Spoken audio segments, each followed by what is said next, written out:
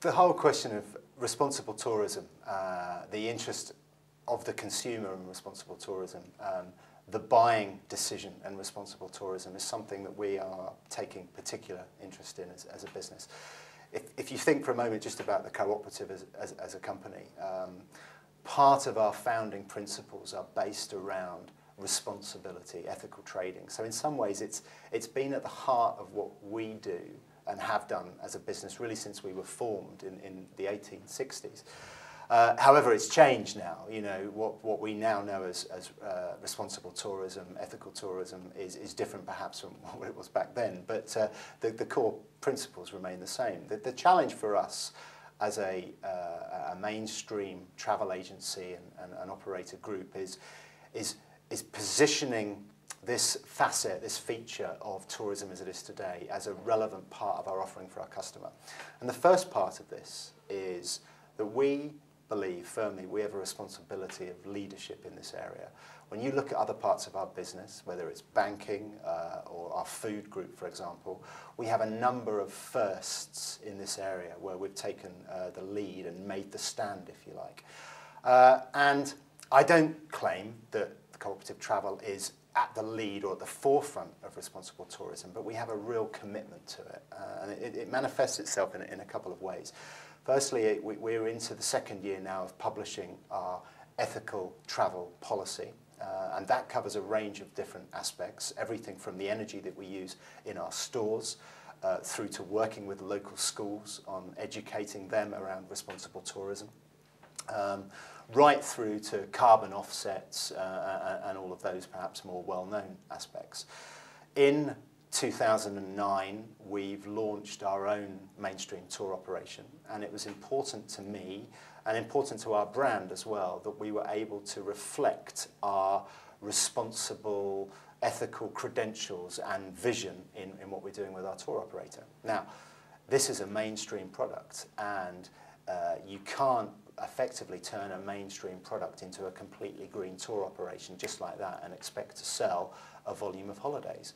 There is a distinct balance that we need to take in promoting this aspect of our offering and aligning it to really the demand that we see from consumers. But it's also our job to remind consumers and continuously remind them about how important this area is and to demonstrate to them some of the small steps that we're taking. So we're working with the Travel Life organisation and we're featuring a number of their of Travel Life accredited hotels within our programme. But of course, the key for this is a couple of things. First of all, how do you make the end destination, the resort, the hotelier, get this on their agenda? And secondly, how do you make the consumer consider this as part of their decision-making process? And I think in our experience at the moment, it's pretty well down, quite low on the list. And interestingly, we did some research, and when it's prompted, customers will rank it much higher in their decision-making process. And if you tell them, you know, is ethical and responsible tourism important, they'll always say yes. If it's an unprompted survey, actually it very rarely features as one of the key decision-making processes. So for us, there is this commercial balance around saying, well, we know that this is something we have to take a lead in. We know that we have to demonstrate that this is good value, but at the same time, we have to ensure that we come up with a commercially viable product. And therefore, we're working hard with our supply chain. We work very hard within our retail group to communicate and to talk about the reasons why that this is important. And I think we've got a way to go. But for me, changes like this, that when we sit here today and we think about how much further we've got to go, you know, it looks like a long road ahead. But it doesn't take much for a few changes to happen for this actually to become part of the fabric of this particular of holidays. And I do think, well, I don't think it's about saying, come with us on one of our eco-green tours. What it's about is saying, come with us, and you know, your conscience can be clearer or clear because you know that this hotel features these particular attributes, you know that this particular regional resort is doing these things, and you know that us as an operator, or perhaps the suppliers that we're working with, are committed to this cause and are making contributions in various different ways, whether it's to Travel Foundation or whether it's to other initiatives. that will further this particular endeavour. And I think in our industry we're fortunate because we have some very high profile leaders within our industry that are taking this matter particularly seriously. And with that kind of high profile leadership and then commitment as well, it's something that a number of these people, and if I talk about our own Managing Director, Mike Greenacre, this is something that he personally takes very seriously, and that's what we need because it drives us forward every time when we start to make decisions about the products that we offer and the programs that we build. Where does responsible tourism feature in this particular product? And that's really what drives us, and it will be small steps, but I guarantee it won't be too long when we look back and say, just look how far we've come in a relatively short space of time. Does responsible tourism become a key selling point for operators and the industry? Well, I think for the moment, for some companies, potentially it does. Depending on the particular nature of the business that you're in, this becomes your key tenet. This is the thing that could define you and could give you an edge. But of course, it's in the context of the relative market for that particular product. And I think for some of the specialist independent operators, such as those in the audience today, there's probably some very real opportunities to carve out a position where you can take leadership in this particular area. We look at it very much from a destination perspective. If I think about the cooperative group as a whole, and I look at our fair trade initiatives and our ethical initiatives on a more global scale, there are particular destinations, whether it's in Ghana with our chocolate manufacturers, growers, or whether it's in South Africa with our vineyards. We have a particular focus on not just doing what we do in that region, but actually investing in other aspects of what that's all about. For example, in South Africa, our involvement in the vineyard down there was around investing to enable locals to create their own cooperative. So this is about empowering the local community. Part of our commitment was around education, the building of schools, and not management, but certainly the encouragement of the right kind of curriculum within those schools. So creating a sustainable future, because the products and services that those guys are producing day to day, they provide a benefit to our business every day back here in the UK. So it's our responsibility to enable them to sustain what they're doing over a period of time.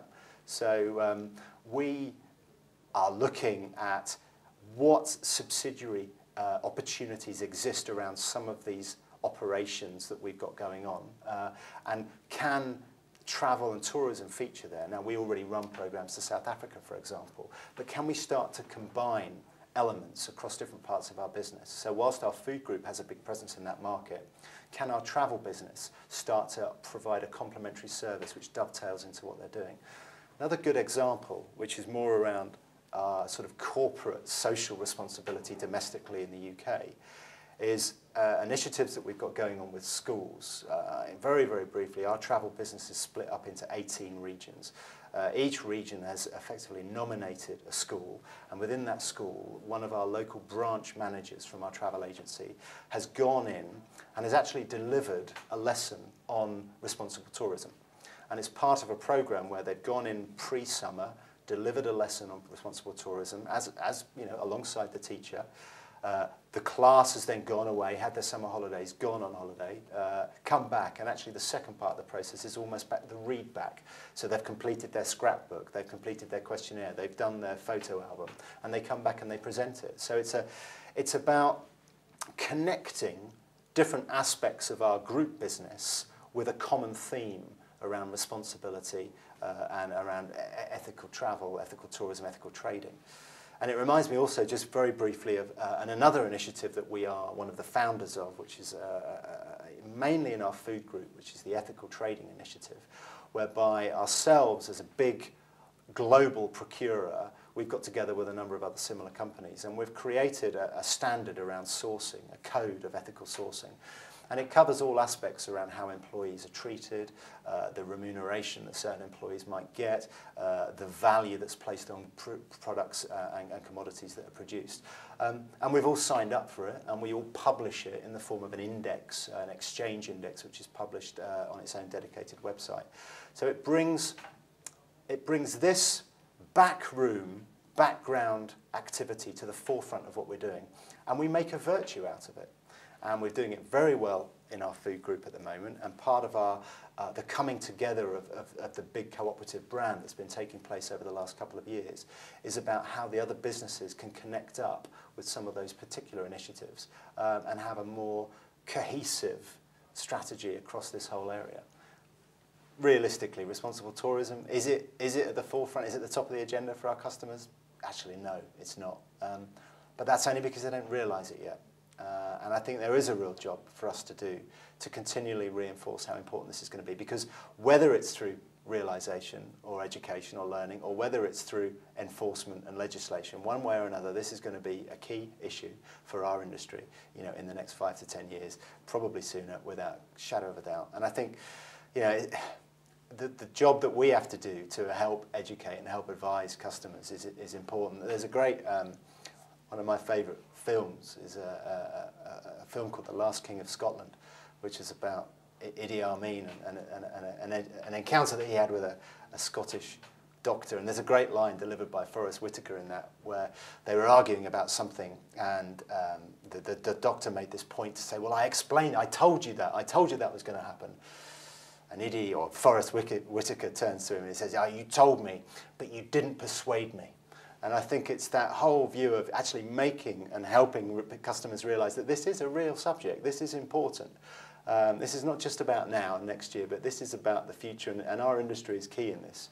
And we have a real job to persuade our customers why this is important and why they should perhaps alter their buying decisions and perhaps prioritise different aspects of their holiday buying choice as a result of these particular issues and matters. And, you know, let's get away from just how cheap can I get that 7 nights in Spain to what is the cost of that holiday, what value am I getting, but also, you know, what does that represent in terms of the supply chain, in terms of the hotel, in terms of the destination. And I think that you have to have a commercial reality about it, absolutely, but at the same time, there's room. There's room for consumers to be interested and for consumers to make a decision that says, yeah, no, I choose that one because that one is a better option. And it will take time, but it's down to us to kind of, you know, to move that along. And, you know, from our perspective, we have a great big brand and we have a great history and a great legacy. But we really deliver the mainstream, all-encompassing version of this initiative. And for our customers, it's always going to be a small section of those customers that really get this to start with. And it's going to take a lot longer for the majority and the bulk of our customers to really understand what we're talking about in this area. I think for specialist operators, for the guys in the room today, this is where there is a real opportunity to take a leadership, to carve yourself out of position on this. Do it with a commercial head on your shoulders. You know, make sure that you're not going so niche that you can't appeal to a broad customer base, but at the same time, flaunt the values, flaunt the capabilities that you've got, the things that are important to you as operators, the things that are important to you when you select your supply chain and the holidays and the experiences that you sell. Make that a feature and a benefit of what you're doing. And there's a real opportunity for the consumers that you have to really switch into and buy into what you're talking about. Because we see that customers are looking for it. We're not always capable of delivering what they want, but as a specialist operator, the opportunity is there to be grabbed.